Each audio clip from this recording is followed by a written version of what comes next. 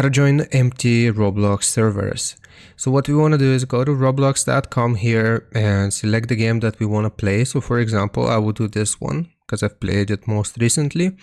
Now once we have the game in Roblox open, what we're going to do is we're going to go to servers here, and you will see an option to create a private server.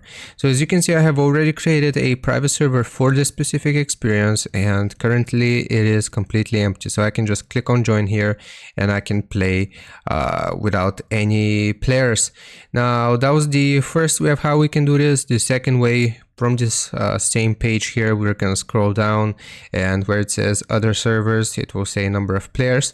So we want to click on descending here, and we will do ascending, which means that it will show us servers with the least amount of players. So for example, if there's one person here, there might be servers with 0 people, or if there's one person, you can join and they will probably leave at some point and you will be alone in the server.